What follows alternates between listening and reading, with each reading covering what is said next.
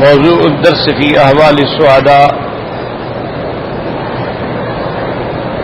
سورة الأعلى تفسير ابن كثير.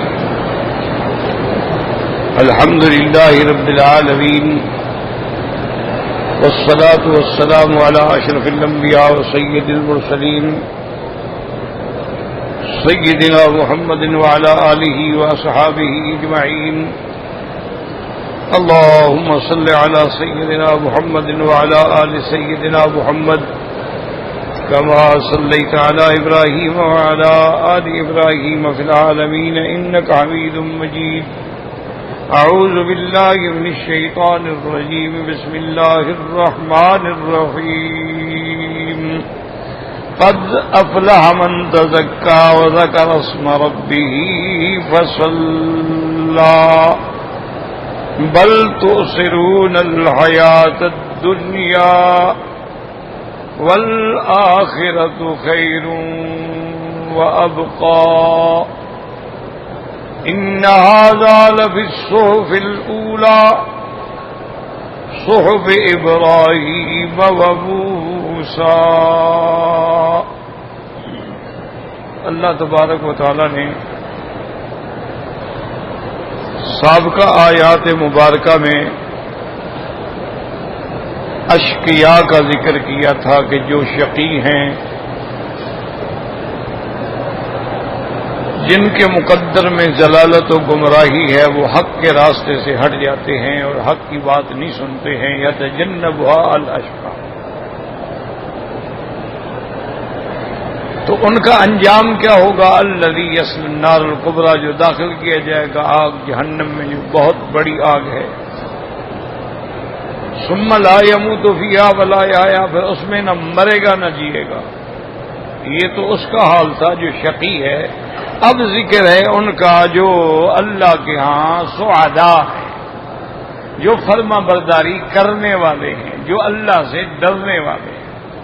سَيَذَّكَّرُ مَن يَخْشَىٰ، جیسے پہلی آیات میں آیا تھا کہ اس سے وہ نصیحت پکڑے گا جس کے دل میں اللہ کا ڈر ہے، اللہ سے ڈرنے والا ہے.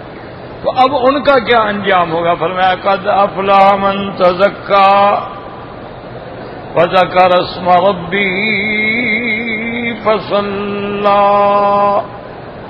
یاد رکھیں یہاں افلاح، فلاح پا گیا، کامیاب ہو گیا وہ جو اس نے من تزکا، جس نے پاکی حاصل کی، اپنے رب کا نام لیا اور نماز ادا کی، وہ کامیاب ہو گیا. تو یہ صیغہ جو ہے نا ماضی کا ہے، افلاح. لیکن اصل کامیابی تو ان کو قیامت میں ہوگی، آخرت میں ہوگی. دنیا میں تو مسلمان تکلیف میں ہے. مومن جتنا بڑا ایمان والا ہے اتنی بڑی پریشانیوں میں مبتلا ہے. تو اصل تو ہے کہ سیفلح ہو، یعنی قیامت میں وہ فلاح پائے گا. لیکن یہ اس لیے ماضی کا صیغہ آتا ہے کہ خبر دینے والے اللہ کی ذات. تو جب اللہ تعالیٰ فرما دیں تو اب اس میں کوئی شک ہی نہیں، نہ گویا وہ فلاح پا گیا. اس لیے اللہ فرماتے ہیں قد افلح المؤمنون الذین هم فی صلاتهم خاشعون. وہاں بھی افلاح اصل تو ایسا یفلح ہو، قیامت میں کامیاب ہو گیا. اسی طرح اللہ نے قرآن میں فرمایا وَنَادَى أَصْحَابُ النَّارِ أَصْحَابَ الْجَنَّةِ أَنْ أَفِيضُوا عَلَيْنَا مِنَ الْمَاءِ أَوْ مِمَّا رَزَقَكُمُ اللَّهُ قَالُوا إِنَّ اللَّهَ حَرَّمَهُمَا عَلَى الْكَافِرِينَ. اللہ نے قرآن میں فرمایا کہ جہنمی پکاریں گے جنت والوں کو کہ ہمیں کچھ پانی دے دیں، کچھ اللہ کا دیا ہوا رزق میں سے بچا کچا دے دیں. تو وہ جواب دیں گے کہ اللہ نے یہ سب نعمتیں آپ کافروں پہ حرام کر دی ہیں. تو نادا ماضی کا صیغہ. حالانکہ وہ تو جب جنت میں جائیں گے تو اس وقت آواز دیں گے. لیکن ماضی کا صیغہ جو ہے تحقق الوقوع، چونکہ اللہ کا فرمان ہے جس میں شک کوئی نہیں. قد افلح من تزکا وذکر اسم ربہ فصلی. اب سمجھیں کہ تزکا، زکا کا معنی کیا ہے. تو تو بعض علماء فرماتے ہیں اس کا معنی یہ ہے قد افلح من تزکا، وہ کامیاب ہو گیا جس نے زکوٰۃ ادا کی، وذکر اسم ربہ فصلی، جس نے اپنے رب کا نام بلند کیا اور نماز ادا کی۔ تو فرماتے ہیں کامیاب وہ ہوں گے جو زکوٰۃ بھی دیتی ہیں، اللہ کا ذکر بھی کرتی ہیں، اللہ کی نمازیں بھی ادا کرتی ہیں۔ تو انہوں نے تزکا کا معنی زکوٰۃ سے لیا ہے کہ مال کی زکوٰۃ دینا۔ اصل میں یاد رکھو کہ زکوٰۃ کا معنی ہوتا ہے پاک کرنا۔ تو آدمی جب اپنے مال کی زکوٰۃ دیتا ہے تو گویا مال پاک ہو جاتا ہے، اس لیے اس کو زکوٰۃ الاموال کہا جاتا ہے۔ لیکن اس قول پہ علماء نے اعتراض کیا ہے، انہوں نے کہا کہ یہ قول کیسے ہو سکتا ہے، کیونکہ سارے قرآن پاک میں جہاں بھی اللہ نے نماز اور زکوٰۃ کا ذکر کیا ہے، نماز پہلے ہے اور زکوٰۃ بعد میں ہے۔ اقیموا الصلاۃ وآتوا الزکاۃ والذین هم فی صلاتهم خاشعون والذین هم عن اللغو معرضون والذین هم للزکاۃ فاعلون۔ تو زکوٰۃ کا ذکر بعد میں آتا ہے، نماز کا پہلے آتا ہے، تو یہاں زکوٰۃ کا ذکر پہلے کیسے آ گیا؟ تو بعض علماء نے فرمایا کہ اس سے یہ قول جو ہے اس پر یہ اعتراض ہے، اور بعض مفسرین فرماتے ہیں قد افلح من تزکا وذکر اسم ربہ فصلی۔ وہ فرماتی ہیں کہ اس سے مراد یہ ہے، زکوٰۃ سے صدقہ فطر مراد ہے کہ عید کے دن نماز سے پہلے چونکہ صدقہ فطر ادا کیا جاتا ہے، صدقۃ الفطر کا وقت جو ہے وہ عید کی نماز سے پہلے ہے، چاہے آپ ایک دن پہلے دے دیں یا نماز سے پہلے دے دیں، لیکن اگر نماز ہو جائے تو بعد میں صدقۃ الفطر کا وقت نہیں ہوتا۔ تو فرماتی ہیں وہ کامیاب ہو گئے جو صدقۃ الفطر بھی ادا کرتے ہیں اور پھر اس کے بعد جا کے نماز بھی پڑھتے ہیں۔ نماز سے مراد یعنی عید کی نماز ہے، وہ صدقۃ الفطر کے بعد ہے۔ اسی لیے فرماتی ہیں بعض علماء قد افلح من تزکا، وہ کامیاب ہو گیا جس نے صدقہ فطر ادا کیا، وذکر اسم ربہ، وہ فرماتی ہیں کہ درمیان میں وہ تکبیریں کہتا رہا عیدین کے دن، اللہ اکبر اللہ اکبر اللہ اکبر کبیرہ والحمد للہ کثیرہ، فصلی، پھر اس نے عیدین کی نماز بھی ادا کی ہے۔ تو ایک قول مفسرین کا ان آیات مبارکہ میں یہ بھی ہے، لیکن اس پر بھی وہی اعتراض ہے کہ بھئی عید کی نماز ہو یا صدقہ فطر ہو، یہ تو مکے میں تھا ہی نہیں، اور یہ سورت جو ہے بالاتفاق مکیہ سورت ہے، تو یہاں صدقۃ الفطر اور عید کیسے آ گئی؟ عید اور صدقۃ الفطر تو مدینہ منورہ میں شروع ہوا جب حضور پاک ہجرت فرما گئے۔ مکہ مکرمہ میں تو نہ عیدین کی نماز تھی اور نہ صدقۃ الفطر تھا، تو فرماتے ہیں کہ یہ قول بھی اتنا قوی نہیں ہے۔ اب بعض علماء فرماتے ہیں قد افلح من تزکا وذکر اسم ربہ فصلی، وہ فرماتے ہیں تزکا سے معنی یہ ہے کہ جس نے اپنے بدن کو پاک کیا، ظاہری نجاستوں سے بھی پاک کیا اور اندرونی نجاستوں سے بھی پاک کیا۔ وہ کہتے ہیں تزکا کا معنی ہوتا ہے، تزکیہ کا معنی یہی ہوتا ہے کہ آدمی پاکی اس کی ظاہری بھی، باطنی بھی، حسی بھی، مانوی بھی، ہر لحاظ سے اپنے آپ کو پاک کرے، قوت نظریہ کو پاک کرے کہ عقائد فاسدہ جو غلط عقیدے ہیں ان سے بچے، قوت عملیہ کو پاک کرے کہ بدعات و ظلمات سے بچ کے سنت کے مطابق اتباع کرے، تو وہ آدمی گویا اپنے نفس کی پاکی کر رہا ہے، تزکیہ ہو رہا ہے۔ اس لیے علماء فرماتی ہیں کہ جہاں تک زکوٰۃ مال کا تعلق ہو تو وہاں زکا کہا جاتا ہے، وہاں تزکا نہیں کہا جاتا۔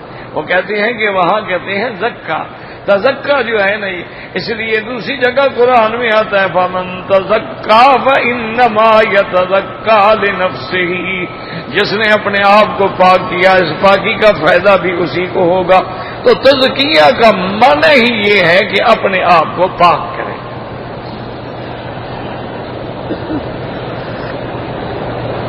اسی لیے میرے مدنی رحمت دو جہاں صلی اللہ علیہ وسلم کو اللہ تبارک و تعالیٰ نے جو نبوت کے فرائض میں لگائے گئے وہ کیا تھا یتلو علیہم آیاتک ویعلمہم الکتاب والحکمت ویزکیہم.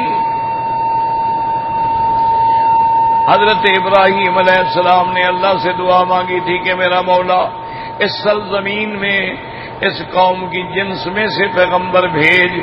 وَبَعَثْ فِيهِمْ رَسُولًا مِّنْهُمْ، ان میں سے ہو، ان کی جنس میں سے ہو، قریش میں سے ہو، ان کے قبیلے میں سے ہو. وہ کیا کرے گا؟ یتلو علیہم آیاتک، وہ ان پر آپ کے قرآن کی آیات کو تلاوت کرے گا. وَيُعَلِّمُهُمُ الْكِتَابَ، ان کو قرآن کی تعلیم دے گا. وَالْحِکْمَةَ، اور دانائی کی باتیں بتلائے گا. بعض علماء نے فرمایا حکمت سے مراد سنت محمد مصطفیٰ ہے. وَيُزَكِّيهِمْ، اور ان کا تزکیہ کرے گا، ان کو پاک کرے گا. تو اس لیے علماء فرماتے ہیں کہ تزکیے کا معنی ہے پاک کرنا. اب جیسے کسی برتن کو آپ مانجتے ہیں نا، مانج کے صاف کرنا، اس کو کہتے ہیں تزکیہ، کہ اس کے اعمال کی، اخلاق کی اصلاح ہو جائے. اسی لیے یاد رکھیں کہ قرآن مبارک کے اندر اور احادیث مبارک میں آتا ہے اسلام، ایمان اور احسان. اسلام، ایمان اور احسان. احسان کا معنی بھی یہی تزکیہ. جیسے کہ آپ دیکھیں کہ اللہ تبارک و تعالی کا ایک نظام ہے کہ اللہ نے قرآن پڑھنے کے لیے حفاظ کی جماعتیں کھڑی کی جو قرآن پڑھتے ہیں، پڑھاتے ہیں. قراء کی جماعتیں کھڑی کی جو قراءت سبع پہ چل رہے ہیں. اللہ نے حضور کی امت میں علماء کی جماعتیں پیدا کی. اللہ نے حضور کی جماعت میں فقہاء کی جماعت پیدا کی کہ تمام مسائل کو مدون کر کے امت کے لیے آسان کر دیں. اللہ نے حضور کی امت میں محدثین کو پیدا فرمایا کہ حضور کی حدیثوں کو اکٹھا کریں اور اسماء الرجال پہ بحث کریں تاکہ کوئی غلط حدیث حضور کی طرف نسبت نہ ہو سکے، اور وہ فیصلہ کریں کہ یہ راوی درست ہیں، یہ حدیث صحیح ہے، اس میں کوئی شبہ نہیں، کوئی اعتراض نہیں، کوئی انکار. تو اسی طرح بعض حضرات فرماتے ہیں کہ تزکیے کے لیے بھی اللہ تعالی نے اولیاء اللہ کو پیدا فرمایا، جنہیں لوگ اصطلاح میں صوفی بھی کہتے ہیں، جس کو تصوف بھی کہتے ہیں. لیکن ایک بات یاد رکھ لیں کہ تصوف ہو یا طریقت ہو یا حقیقت ہو، یہ سب تابع ہیں شریعت محمد مصطفیٰ کی صلی اللہ علیہ وسلم. اس لیے علماء نے، یعنی آپ ساری کتابیں دیکھیں، حضرت جنید بغدادی رحمت اللہ علیہ نے، حضرت علی حجویری رحمت اللہ علیہ نے، حضرت عبد القادر جیلانی رحمت اللہ علیہ نے، مجدد الفسانی رحمت اللہ علیہ نے، حضرت شاہ ولی اللہ رحمت اللہ علیہ نے، حضرت شیخ الاسلام ابن تیمیہ رحمہ اللہ نے، ابن قیم رحمہ اللہ نے، فرید شکر گنج رحمت اللہ علیہ، جتنے بڑے بڑے لوگ گزرے ہیں انہوں نے یہی لکھا ہے کہ عالم غافل نہ ہو اور صوفی جاہل نہ ہو، ان سے بچو.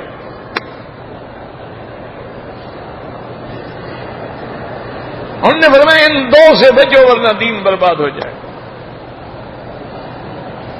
عالم غافل نہ ہو اور صوفی جاہل نہ ہو. اگر وہ شریعت اسلام سے جاہل ہے تو وہ صوفی نہیں ہے. انہوں نے کہا اس کا تو معنی ہی یہ ہوتا ہے کہ وہ صراط مستقیم پر اپنے ساتھ ملنے والوں کو چلائے اور ان کو متبع رسول پاک بنائے، چونکہ حضور کی اتباع کے بغیر نجات ہی نہیں ہے.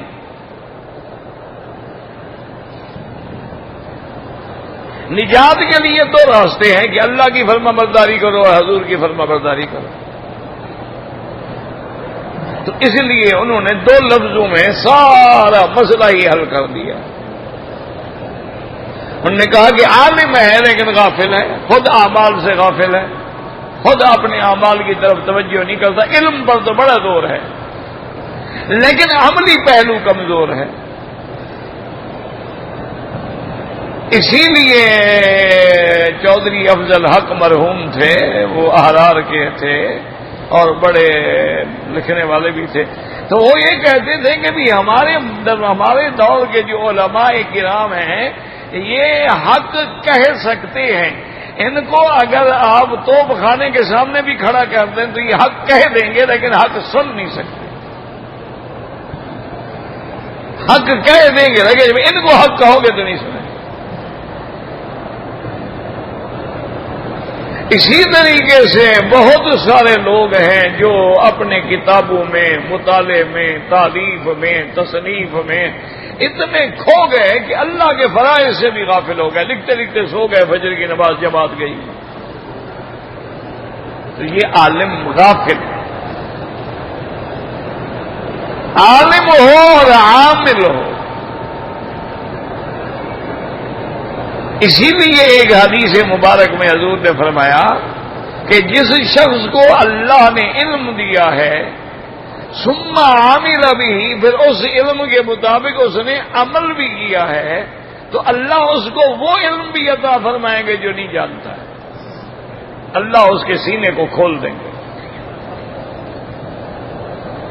اور اگر اللہ نے علم دیا ہے، پڑھا لکھا ہے، عالم ہے، مولوی ہے، کتابیں پڑھی ہیں، اس کے باوجود عمل نہیں ہے، تو فرمایا اس کی مثال قرآن نے خود دے دی ہے کہ مثل الذین حملوا التوراۃ ثم لم يحملوها کمثل الحمار يحمل اسفارا. ان کی مثال ایسی ہے جیسے یہودیوں کے احبار و رہبان تھے کہ اگر ان کو جیسے گدھا پر کتابیں لا دی جائیں تو گدھا کو تو کوئی فائدہ نہیں. آپ لکڑیاں لاد رہے یا کتابیں لاد رہے، گدھا کے لیے کیا؟ اس کے سے برابر ہی ہے. تو اس لیے ان کی مثال بھی اسی طرح گدھا کی ہے. اور گدھا کی مثال اس لیے دی ہے کہ جتنے دنیا میں جانور ہیں سب سے بلید جانور جو ہے، یعنی کم ذہن جانور جو ہے، وہ گدھا ہے. اسی لیے آج بھی استاد طالب کو کہتا ہے بھی تم یار گدھے ہو. اسی لیے کہتے ہیں گدھا ہوتا ہی بلید ہے، یعنی اس کا دماغ نہیں ہے. اس کو سیدھا کام کا ہو تو الٹا کرے گا. مثلا آپ نے اس کو کشتی پہ سوار کرنا ہو نا جی، آگے کھینچے اس کو مجالے کے چڑھے، آپ اس کو پیچھے سے کھینچے تو پھر بھاگ کے چڑھ جائے گا. اچھا آپ اس کے اوپر بوجھ رکھنا شروع کر دیں، 1 من 2 من 3 من 4 من، وہ بوجھ سے بیٹھ جائے گا، آواز نہیں نکالے گا. اور جب آپ بغیر بوجھ کے اکیلے کھڑے ہوں گے تو جناب آوازیں نکال رہے ہوں. یہ اتنا پاگل ہے. اس لیے اللہ نے فرمایا کہ ان علماء کی مثال ایسے ہے جو عالم ہے اور عمل نہ کرے، اس کے لیے مثال ایسی ہے کہ جیسے وہ گدھا ہے. اور اسی طرح حضور نے فرمایا کہ میری امت میں جب فتنے کا دور آ جائے گا تو جو عالم علم کو چھپائے گا اور حق بات نہیں کہے گا، الجم باللجام من نار، اس کو جہنم میں لگام چڑھائی جائے گا. تم نے حق بات کیوں نہیں کی؟ اور اسی طرح صوفی جاہل جو ہے نا، وہ یہ سمجھ لیتے ہیں کہ جی ہم نے تو، وہ کہتے ہیں جی ان مولویوں کو کیا پتا، یہ تو شریعت جانتے ہیں نا، طریقت تو یہ جانتے ہی نہیں، اور یہ تو ظاہر جانتے ہیں نا، باطن تو جانتے نہیں، وہ تو ہم جانتے ہیں. وہ کہتے ہیں جناب نماز کا معنی ہے اللہ کے ساتھ تعلق پیدا کرنا، صلۃ بین العبد و بین الرب. نماز ایک صلہ ہے، بندے کو جوڑنے والی ہے، خدا کے ساتھ ملانے والی.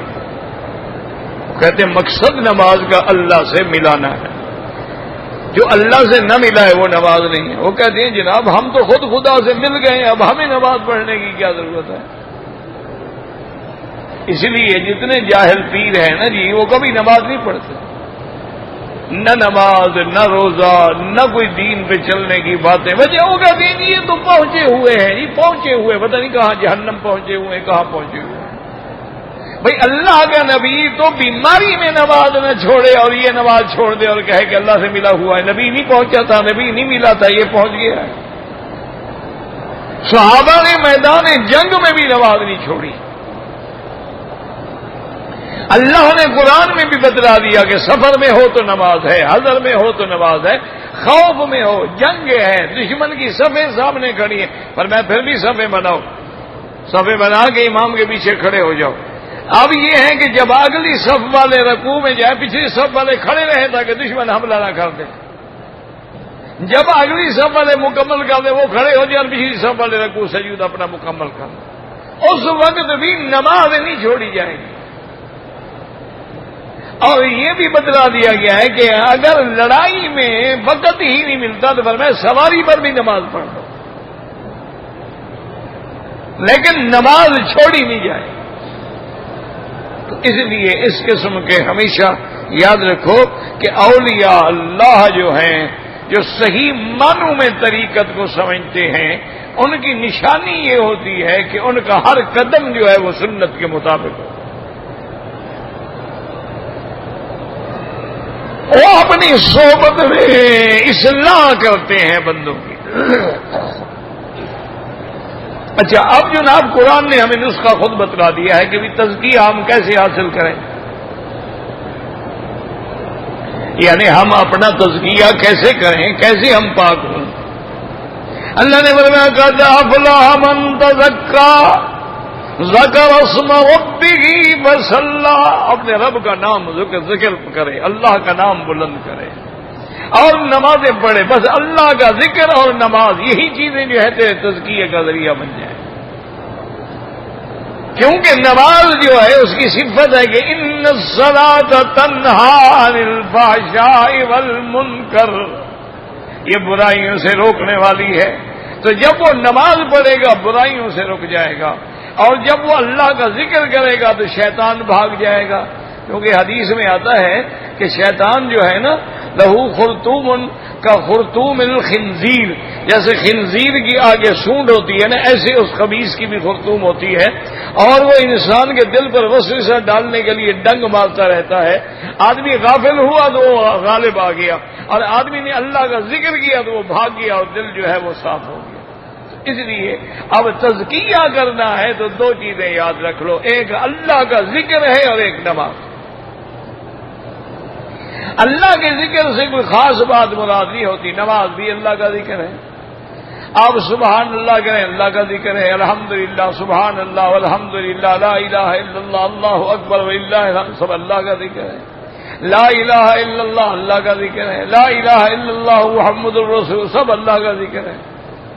تو اس کثرت ذکر کا نتیجہ یہ ہوتا ہے کہ آدمی کا دل صاف ہو جاتا ہے اور شیشے کی طرح آئینہ بن جاتا ہے، اسی لیے پھر اللہ اس کو بصر کے ساتھ بصارت بھی عطا فرما دیتے ہیں، اور اللہ تبارک و تعالیٰ اس کے دل کو اتنا منور کر دیتے ہیں کہ جیسے روشنی میں تم چیز دیکھ لیتے ہو، اسی طرح ایمان والے بھی روشنی میں چیز دیکھ لیتے ہیں۔ اس لیے فرمایا قد افلح من تزکا وذکر اسم ربہ فصلی، فرمایا بل تؤثرون الحیاۃ الدنیا والآخرۃ خیر وابقی۔ اتنے میں آپ درود شریف پڑھ لیا کرو، خاموش نہ بیٹھا کرو۔ اللہ نے حرم میں بیٹھنے کا موقع دیا ہے، باوضو بیٹھے ہو تو فوراً درود شریف پڑھ لیا، لا الہ الا اللہ پڑھ لیا، اللہ کا ذکر پڑھ لیا۔ فرماتی ہیں بل تؤثرون الحیات الدنیا، اب یہ بھی بتلا دیا کہ بھائی جو تزکیہ نہیں کر رہے ہیں، جو اللہ کا ذکر نہیں کر رہے ہیں، جو اللہ کی نمازیں نہیں پڑھ رہے، اس بیماری کی وجہ کیا ہے؟ جیسے ڈاکٹر کہتے ہیں ابھی پہلے تشخیص تو کرو نا کہ بیماری ہے کیا۔ یہی فرق ہوتا ہے ہمارے اناڑی حکیموں میں اور صحیح ڈاکٹروں میں کہ اس کے بعد آپ جائیں گے وہ آپ کو کوئی پوڑی دے دے گا جس میں سٹرائڈ وغیرہ ہوگی، یہ پوڑی سے آپ کو فوراً آرام آ جائے گا۔ جس دوا سے فوراً آرام آ جائے نا 2 منٹ میں، سمجھ جاؤ کہ اس میں بلا ہے۔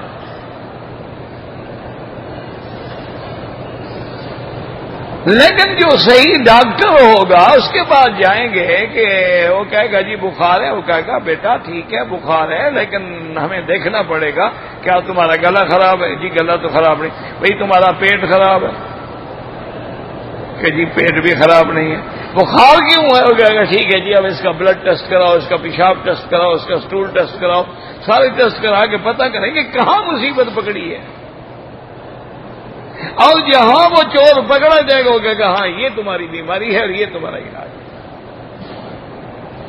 یہی وجہ ہے دنیا باہر بھاگ جاتی ہے نا باہر کے ملکوں میں علاج کرانے کے لیے. وہاں ڈاکٹر تو سارے ہمارے ہوتے ہیں، ان کے ڈاکٹر جو ہیں ان سے ہمارے زیادہ سمجھدار ہیں، لیکن کروڑوں روپے خرچ کر دیتے ہیں علاج کے لیے. وجہ کیا ہے کہ وہاں کسی کو وہ پاناڈول اور اسپرو بھی نہیں دیتے. یہ نہیں ہے کہ میڈیکل اسٹور پہ چلے جاؤ اور کہو جی مجھے یہ دے دو اور یہ دے دو یہ دے دو. وہاں تو اس کو پکڑ کے حوالات جیل بھیج دیں گے. اور ڈاکٹر جو نسخہ لکھے گا وہ جناب اتنی بڑی مشکل ہے. ان کی سیکٹری ہوتی ہیں، لڑکیاں بھی ہوتے ہیں لڑکے بھی ہوتے ہیں. وہ سیکٹری پہلے تمہیں بٹھا کے تمہاری پوری ہسٹری جو ہے کمپیوٹر میں لکھے گا. تمہاری عمر کتنا ہے، کب پیدا ہوئے، کہاں پیدا ہوئے، کس ملک میں رہتے ہو، اب کہاں رہتے ہو، تمہیں ساری زندگی عمر کے اندر کتنی تکلیفیں ہوئیں، کون کون سی تکلیف ہوئی، کیا کیا بیماری ہوئی، یہ بیماری کا اتنی لمبی چوڑی وہ تحقیق ہوتی ہے نا جیسے کسی مجرم کی تفتیش کی جا رہی ہے.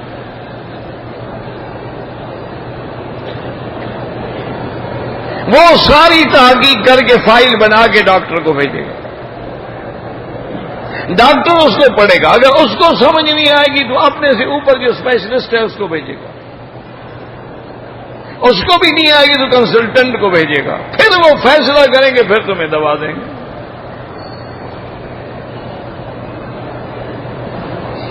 دوسری وجہ یہ ہوتی ہے کہ وہاں جو انہوں نے تمہارے گلے کے لیے مثلا تمہارا گلا دیکھنا ہے تو جو اس نے چیز رکھی ہے وہ فوراً پھینک دیں گے اس کو. یہ نہیں ہے کہ ہر بیمار کے منہ میں وہی ڈالتے رہو تاکہ اس کی بیماری بھی تمہیں لگ جائے. انجیکشن لگائے ہیں پھینک دیں گے. اگر کوئی آپریشن کیا ہے تو جو چیزیں تیرے لیے استعمال ہوئی ہیں خلاص ڈسپوزیبل ہیں، اس کو اس کے بعد ختم. یعنی اس لیے اچھا دوائی لینی ہے یہ نہیں ہے جیسے ہم دوائی کھاتے ہیں نا ماشاءاللہ میں خود بھی ایسے کرتا ہوں اللہ معاف کرے. دوائی نکالی اور رکھ دی، وہ بات ہی وہ کتاب پڑھ رہے ہوتے ہیں وہ بات ہی بھول گئی کہ دوائی کہاں. دوائی نیچے قالین پہ جا پڑی، پھر اٹھانے لگے، پھر ادھر جا پڑی، وہ نیچے والے جراثیم بھی اسی گولی کو لگ گئے، پھر ہم نے کھا لی.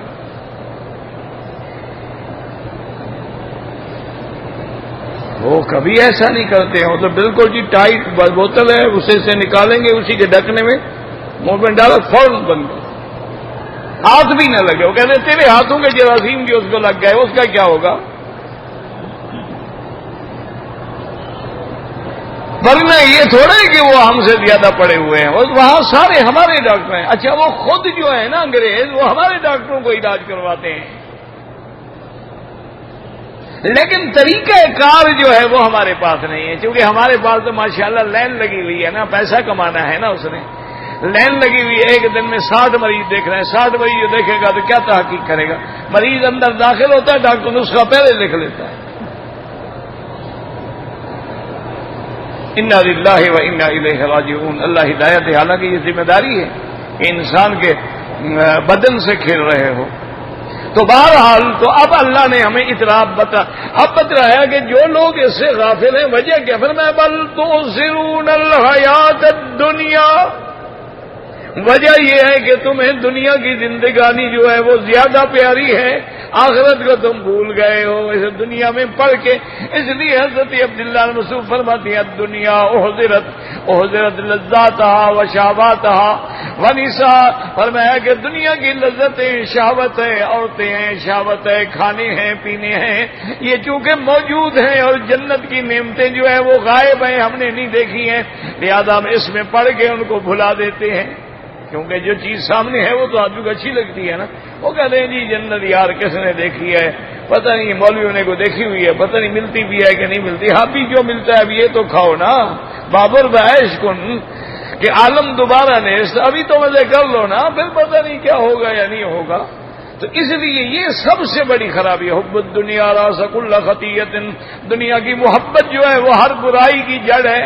اسی کی وجہ سے آدمی برائی میں پڑتا ہے. بل تؤثرون الحیات الدنیا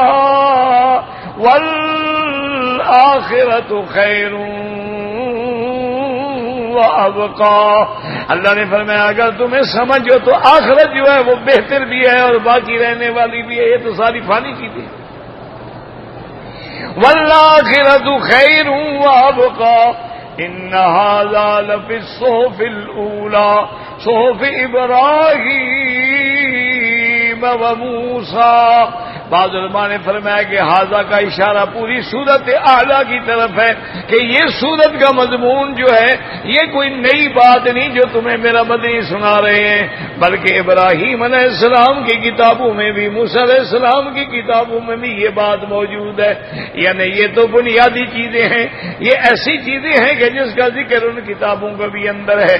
کیونکہ تم ملت ابراہیمی کے دعوے دار بنتے ہو اور یہودی اپنے آپ کو موسیٰ علیہ السلام کے ماننے والا بتلاتے ہیں، تو اللہ نے فرما دیا اگر تمہیں قرآن نہیں ماننا تو کم سے کم ابراہیم کی کتابیں تو مان لو، موسیٰ علیہ السلام کی کتابیں تو مان لو.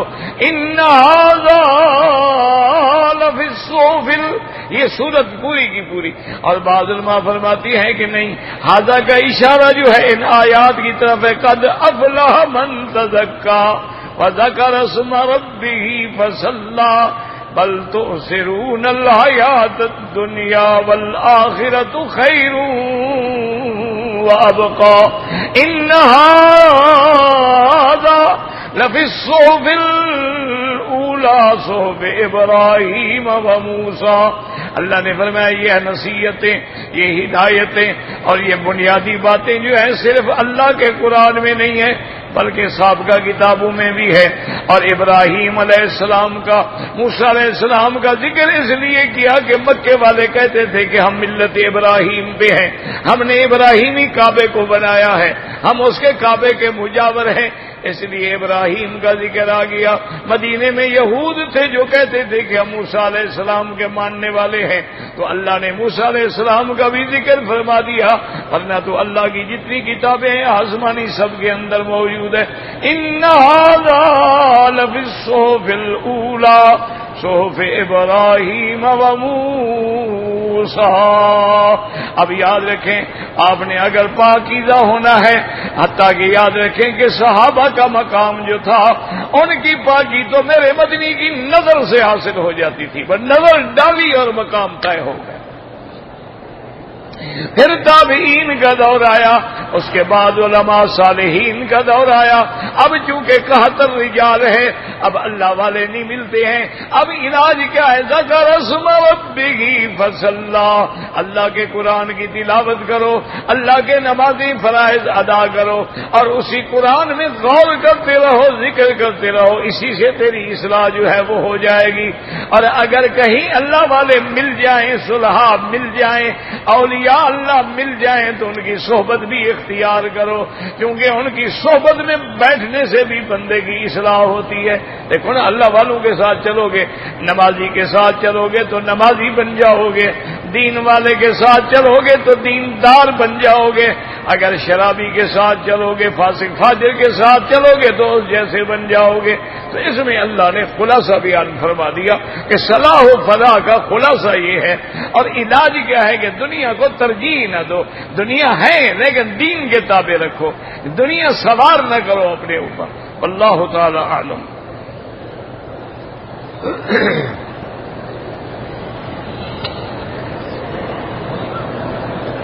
طواف کے بعد جو 2 رکعت ہیں وہ امام ابو حنیفہ رحمۃ اللہ علیہ کے نزدیک واجب ہیں. نفل شفل تو ایک رواج بن گیا ہے، باقی ائمہ کے نزدیک بھی سنت ہیں، نفل تو کسی کے نزدیک نہیں ہے.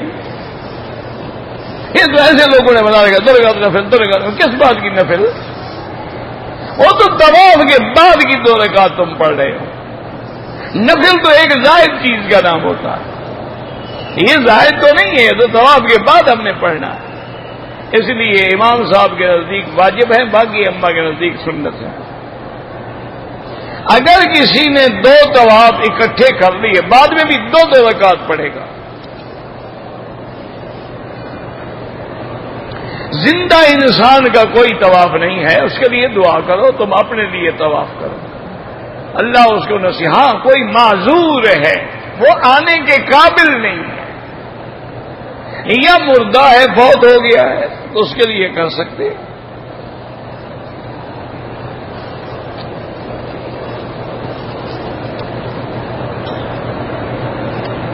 بھائی آپ کو میرے خیال میں یہ کاغذ بھی مفت ملے ہیں اور قلم بھی مفت ملی ہے، اس لیے آپ بس سوال لکھتے رہتے ہیں۔ جب آپ کو اجتہاد کا ہی پتہ نہیں تو اجتہادی غلطی کو کیسے سمجھاؤں میں؟ اجتہادی غلطی کا معنی یہ ہوتا ہے کہ پہلے وہ بندہ مجتہد کے درجے پہ ہو، وہ جب مجتہد کے درجے پہ ہے، اب ایک مسئلہ پیش آ گیا تو اس میں وہ غور کر رہا ہے، جیسے کہ بی بی عائشہ اور حضرت علی کے درمیان میں حضرت سیدنا عثمان رضی اللہ تعالی عنہ کی شہادت کے بعد ایک مسئلہ پیدا ہو گیا کہ جن لوگوں نے سیدنا عثمان غنی رحمہ رضی اللہ عنہ کو شہید کیا تو ان سب نے حضرت علی کی بیعت بھی کر لی اور حضرت علی کے گرد گھیرا بھی اپنا تنگ کر دیا۔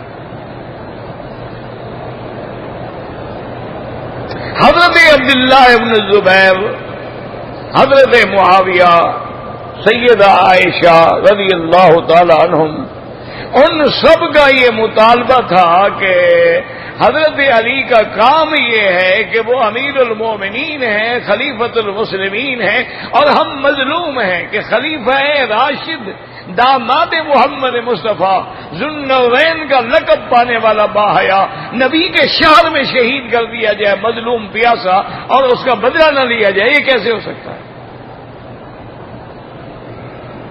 تو ان کا اجتہاد یہ تھا کہ پہلے مظلوم کا بدلہ ضروری ہے، ہر حال میں ہمیں قصاص ہونا چاہیے۔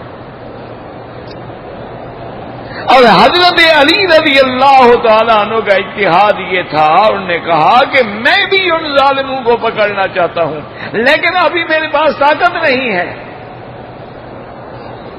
ابھی میں نے جلدی سے خلافت سنبھالی ہے تاکہ اور زیادہ فتنے نہ کھڑے ہو جائیں، اور انہی لوگوں نے ابھی تک مدینہ منورہ پہ کنٹرول رکھا ہوا ہے، میں اگر ان کو پکڑنے کی کوشش کرتا ہوں یہ مجھے بھی ختم کر دیں گے، تو لہذا اتنا مجھے موقع دیا جائے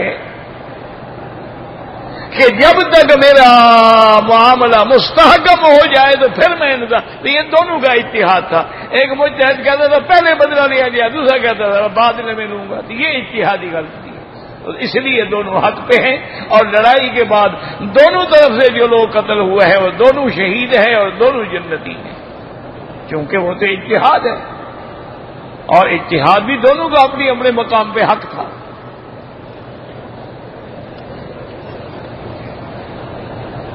بہت سارے مسائل ہوتے ہیں نا میرا بھائی دنیا میں، پھر مجتہد کو اتحاد تب کرنا پڑتا ہے کہ جب وہ مسائل تو منصوص ہیں نہیں، اب کیا کرے وہ اتحاد کرے۔ اب دیکھیں نا مثلا پورے قرآن حدیث میں کہیں مسئلہ نہیں ہے کہ اگر کسی آدمی کو زخمی ہے، بیمار ہے، اس کو دوسرے بندے کا خون دیا جا سکتا ہے کہ نہیں دیا جا سکتا، اب یہ نہ قرآن میں ہے نہ حدیث میں ہے،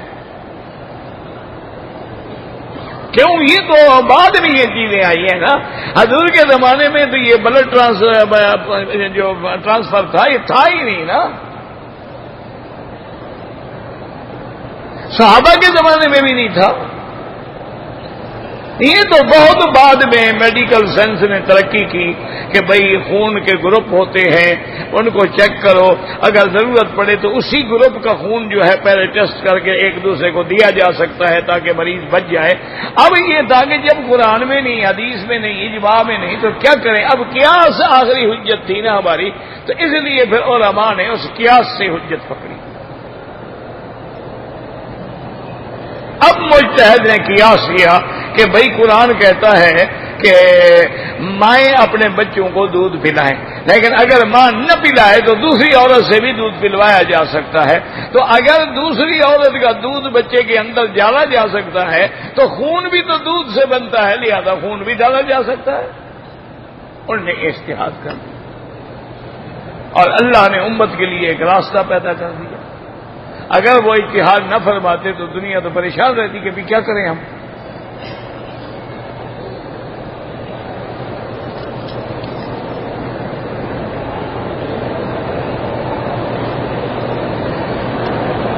بالکل، جب اس لیے ہم اتحادی کہتے ہیں کہ انہوں نے اپنی طرف سے مسئلہ اسی طرح سمجھا.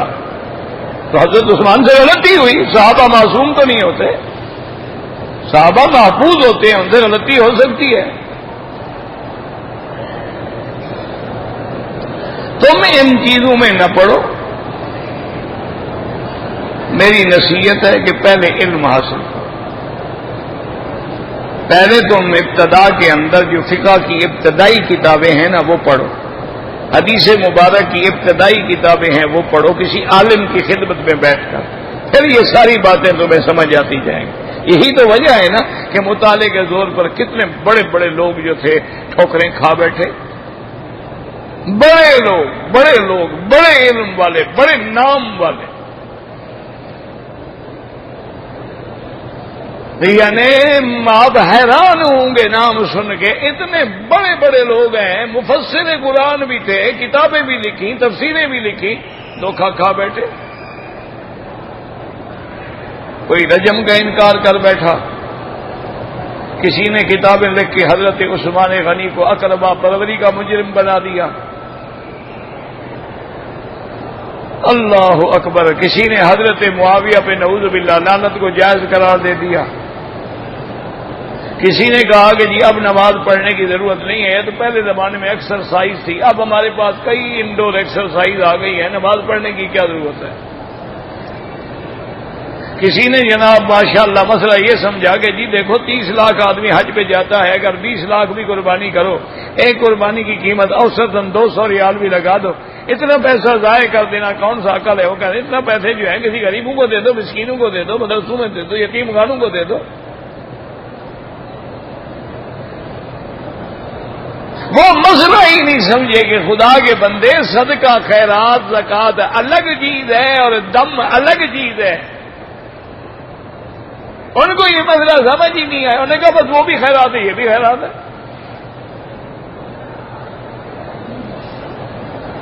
بعض چیزوں کا تعلق جو ہے ہمارے جسد کی خیرات سے ہوتا ہے، بعض چیزوں کا تعلق ہمارے روح کی خیرات سے ہوتا ہے. اب جب روحانی طور پہ غلطی ہوگی تو روح والی چیز قربان کرنی ہوگی، ورنہ اللہ نہیں کہہ سکتے بھی پیسے دے دو. اور پھر یہ دیکھنا پڑے گا کہ خود شارع نبوت جو ہے میرے مدنی محمد مصطفیٰ، انہوں نے قربانی کی یا پیسے تقسیم کیے. اس لیے یہ ایسی ٹھوکریں نہ کھاؤ. میرا مشورہ یہ، آپ کو شوق ہے معلوم ہوتا ہے علم حاصل کرنے کا، تو کسی عالم کی صحبت میں بیٹھ کے ابتدا سے شروع کرو. آج کل ایک اور بھی مصیبت آ گئی ہے نا، ہمارے نوجوان جو ہے نا بخاری شریف سے الٹا شروع کرتے ہیں. پہلے بخاری پڑھتے ہیں، باقی علم بعد میں حاصل کرتے ہیں. اور بخاری تو آخری کتاب ہے اللہ کے بندو. اس کے سمجھنے کے لیے تو بڑے بڑے علماء کے عقل جو تھے وہ دنگ رہ جاتے تھے. ان کے تراجم الابواب کو سمجھنے کے لیے علماء نے کتابیں لکھی ہیں.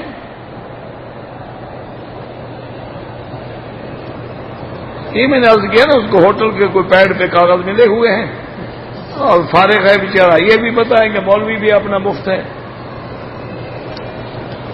وہ یہی لکھتا رہتا ہے.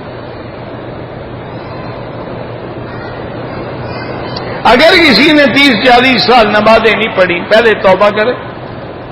اللہ کے حقوق ہے، اللہ چاہے تو معاف فرما دے. لیکن چونکہ حضور کی نماز قضا ہوئی ہے تو حضور نے پڑھی ہے، تو اس لیے فقہا فرماتے ہیں کہ نفل کے بجائے قضا پڑھتا رہے. جتنی روز نفلیں پڑھتے ہو نا وہ چھوڑ دو، قضا پڑھتے رہو. باقی اصل توبہ ہے. اصل توبہ سے نمازیں معاف ہو جاتی ہیں. جو روزے چھوڑے ہیں معاف ہو جاتے ہیں، لیکن رکھنے پڑیں گے، قضا تو کرو گے نا. یہ تو نہیں کہ توبہ کر لی، ایک مہینے کے روزے کھا گئے اور عید کے بعد توبہ، اللہ میری توبہ انشاءاللہ اگلے سال رکھیں گے. پھر اگلا سال آ گیا پھر کھا گیا، اچھا میرے اللہ توبہ. یہ توبہ نہیں ہے جناب.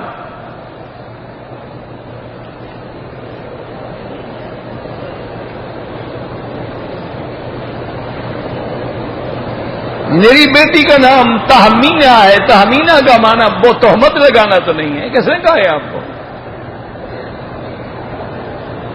یہ نام رکھنا ٹھیک ہے، کوئی ایسی بات نہیں، ایسے بدلنا چاہو تمہاری مرضی ہے، تم لوگ بھی تو انگریزی ناموں کے شوقین ہو نا۔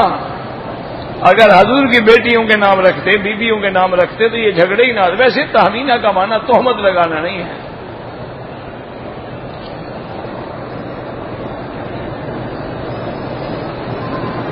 ایک آدمی کے سر میں دانے اور پھوڑے نکلے ہوئے، اس لیے ایک طرف کے بال کاٹے، کوئی جرمانہ نہیں، مجبور ہے وہ۔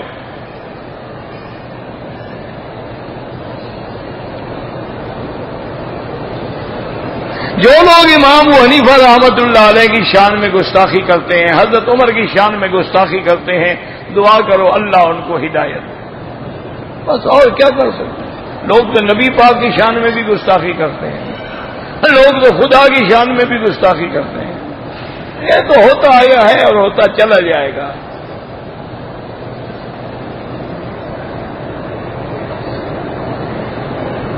احرام کی حالت میں اگر کوئی کسی کا بال منڈوائے، کیا مانا بال منڈوائے؟ یعنی اگر دونوں نے عمرہ کر لیا ہے تو منڈوا سکتے ہیں، اگر نہیں کیا پھر دم پڑے گی۔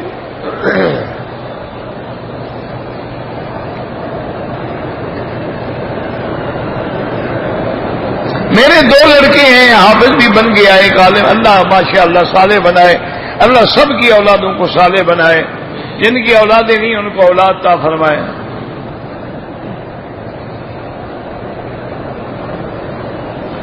کہتے ہیں جی کہ 3 شخص کھانا کھا رہے ہیں، ان میں ایک ماں ہے، ایک باپ ہے، ایک بیٹا ہے، سالن پہ کون سی چیز گرتی ہے؟ مجھے نہیں پتا ہے ان فلمی جوابوں کا۔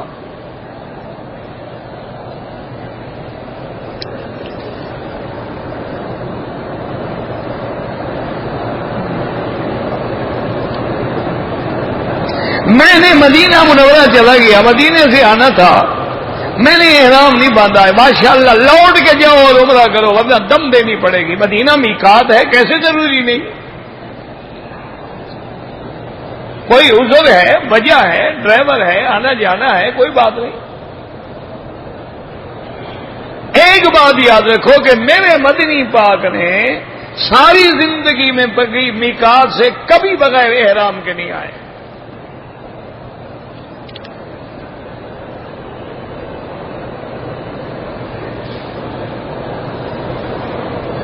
کہتے ہیں جی کہ ہمارے یہاں ایک فرقہ ہے مسلمین کا، وہ فرقہ راستے سے ہٹا ہوا ہے، نام مسلمین رکھا ہوا ہے، وہ تو حدیث کا بھی منکر ہے اور ہر چیز کا منکر ہے، فقہا کا بھی منکر ہے۔ بس دعا کرو اللہ ہدایت دے جو زندہ ہے ان میں، کافی پڑھے لکھے لوگ ہیں، ہٹ گئے راستے سے، اللہ ہدایت دے۔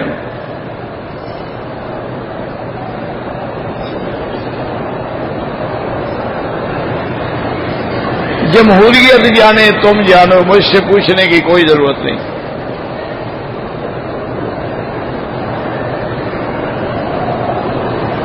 کہتے جی کہ مشرکین کا داخلہ، تو مشرکین کا داخلہ آج بھی ممنوع ہے۔ مشرک کوئی آتا ہے مکے میں؟ چوکیاں نہیں بنائی ہوئی باقاعدہ غیر المسلمین، وہاں سے اگر کافر ہے تو ادھر موڑ دیں گے، ادھر آنے ہی نہیں دیں گے۔ باقاعدہ حدود ہیں، چوکیاں ہیں، پولیس بیٹھی ہوئی ہے۔ باقی اگر کوئی رام چندر مسلمان بن کے آ جائے تو کیا کریں؟ اندر برما تو ہے نہیں ان کے پاس کہ مار کے دیکھیں۔ اگر وہ پاسپورٹ پہ ماشاءاللہ مسلمان کا نام لکھوا لیں، داڑھی بھی مسلمانوں والی بنا لے، کپڑے بھی مسلمانوں والے پہن لے اور آ جائے تو یہ کیا کریں گے بیچارے؟ ان کے پاس ایکس رے ہے، جن کو آپ صحابہ کا منکر کہتے ہیں، وہ کہتے ہیں ہم مانتے ہیں صحابہ کو۔ اب یہ بیچارے تو بات نہیں کر سکتے، انہیں تو پاسپورٹ دیکھنا ہے۔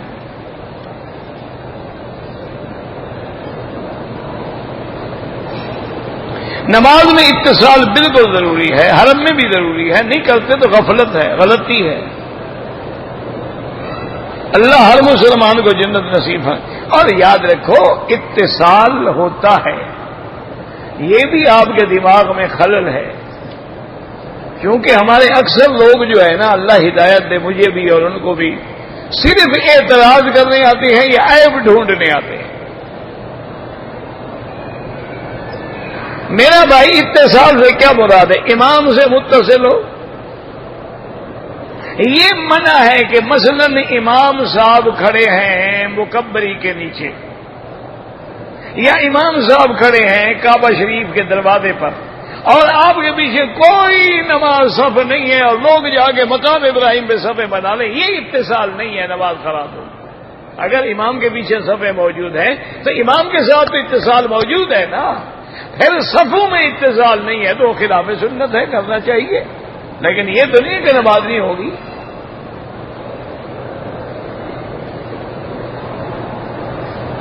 اللہ سب کی اولادوں کو صالح بنائے۔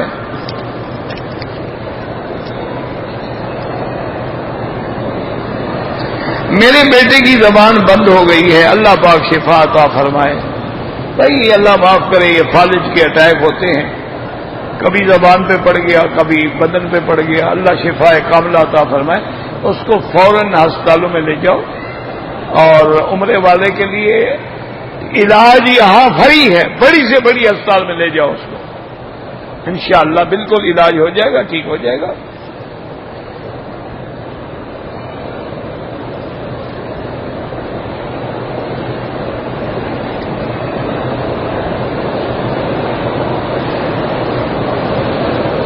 کہتے جی کہ ایک مسجد کی زمین جو ہے شہر میں ایک ذمہ دار تھے ملک صاحب، انہوں نے وقف کر دی، شہر والوں نے مل کر اس کی تعمیر کی، مسجد بن گئی، بعد میں لڑائی ہو گئی، 2 آدمی مر گئے۔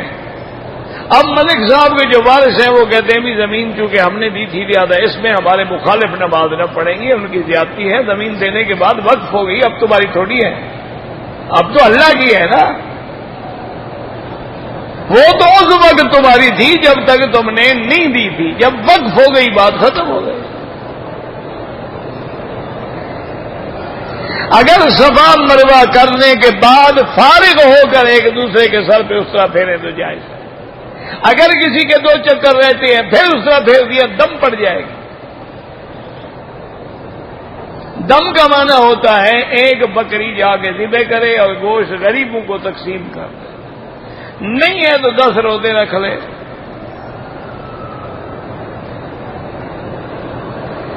قبروں میں مردے سنتے ہیں یا نہیں سنتے؟ میری تو تم بھی نہیں سنتے ہو تو میں قبروں والوں کی کیا بتاؤں؟ جب انشاءاللہ قیامت میں جائیں گے نہ پوچھ لینا کہ سنتے ہو کہ نہیں، اور اگر نہیں سنتے تو سلام کرنے کا حکم کیوں دیا گیا ہے؟ جو نہ سنے اس کو بھی حکم ہے سلام کرو، مسئلہ سمجھا کرو۔ پہاڑوں کے ساتھ گزرتے حکم ہے کہ پہاڑ کو سلام کرو، درخت کے ساتھ گزرو تو حکم ہے کہ درخت کو سلام کرو، دیوار کے ساتھ گزرو تو حکم ہے کہ دیوار کو سلام کرو، کسی شہر کے ساتھ گزرو تو حکم ہے، لیکن وہاں جو اللہ کے رسول نے حکم دیا ہے کہ جب قبروں پہ جاؤ مقبرستان پہ گزرو تو کہو السلام علیکم یا دار قوم مؤمنین انا انشاءاللہ بکم لاحقون انتم السابقون ونحن الاثر یغفر اللہ لنا ولکم۔ تو کیوں سلام، کس بات کے سلام کریں جب سنتا ہی کوئی نہیں؟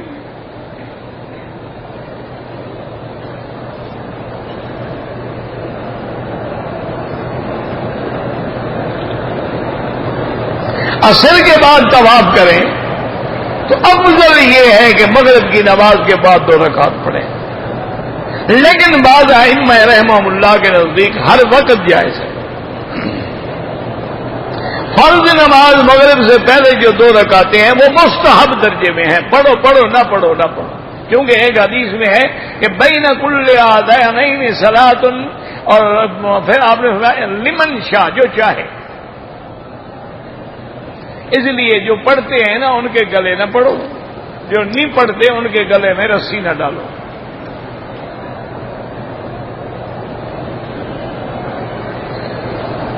حجر اسود کے قریب جو چیزیں پڑی ہوتی ہیں نیچے سے بالکل نہیں اٹھانی چاہیے، کیمرے کام کر رہے ہوتے ہیں وہ پکڑ لیتے ہیں، تم بے گناہ پکڑے جاؤ۔ تم نے چاہے اس نیت سے اٹھائی ہو کہ میں کسی کو دے دوں گا، لیکن بالکل نہ اٹھائے۔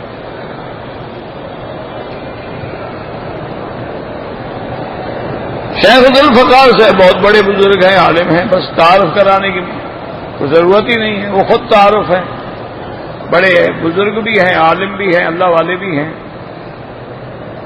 اپنی بلڈنگوں پر بھی عورتیں نماز پڑھ سکتی ہیں، مرد نہیں پڑھ سکتے، حرم میں آئیں جماعت کے ساتھ۔ طواف جتنے دیر عمرہ کرتے ہو اتنی دیر طواف کرتے رہو تو طواف کا ثواب زیادہ ہے۔ زندہ کے لیے کوئی طواف نہیں۔ نماز میں جو وصفی سے آتے ہیں ان کو آنے دو، خود نہ لے آؤ، آتے ہیں آنے دو، کوئی فرق نہیں پڑتا۔ یہ ایمان کی نشانی ہے، اندر ایمان ہے تو شیطان کوشش کر رہا ہے نا۔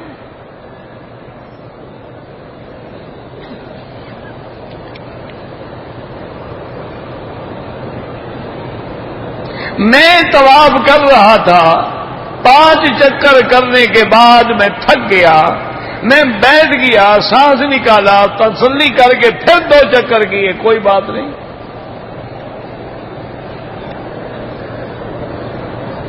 اگر عورتیں حرم میں موجود ہیں تو جنازہ پڑھ سکتی ہیں۔ جنازہ پڑھنے کے لیے عورت کو گھر سے نہیں آنا چاہیے۔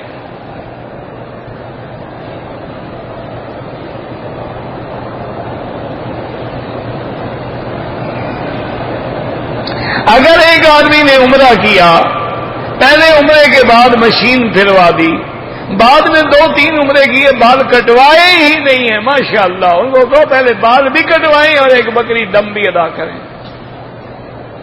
جب تک بال نہیں کٹوائے گا وہ احرام میں ہے، جتنا جرم کرے گا دم پڑتی جائے گی، فوراً بال کٹواؤ، نہ بھی ہوں تب بھی اس طرح پھرواؤ۔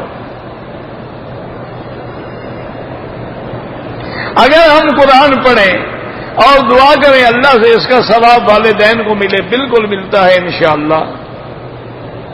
قضا نمازیں پڑھتے رہو، باقی توبہ کرو۔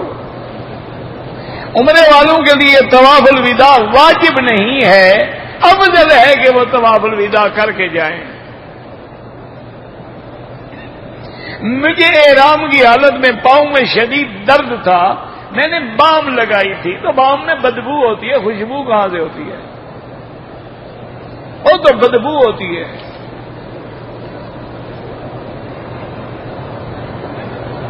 چہرے پر عورت نقاب نہ لگائے، کپڑا آگے لٹکائے۔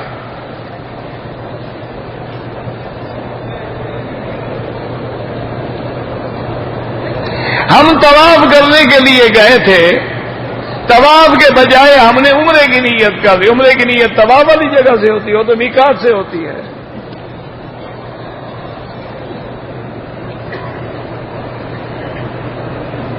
مدینہ منورہ سے آئے، عمرہ نہیں کیا، جا کے عمرہ کرو ورنہ دم دینی پڑے گی۔ میرے بچے کی پیدائش ہوئی ہے تو وہ مختون ہے، خطرے کی ضرورت نہیں ہے، ٹھیک ہے نہ کریں، کوئی بڑی بات نہیں، یہ کوئی بزرگی نہیں، ولایت نہیں ہوتی، ایسے ہوتے رہتے ہیں بچے، کافروں کے بھی ہوتے ہیں۔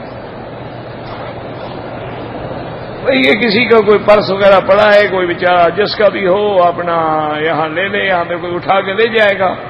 کوئی آدمی نماز پڑھ کے گیا نا، بھول گیا بیچارہ، یا اس کے اندر دیکھو اس کا کوئی کارڈ ہو، کوئی نمبر ہو، اس کو ٹیلی فون کر دو، یہ دیکھو سب کچھ ہے اس کا، اس کو اطلاع کر دو، بیچارہ پریشان ہوگا۔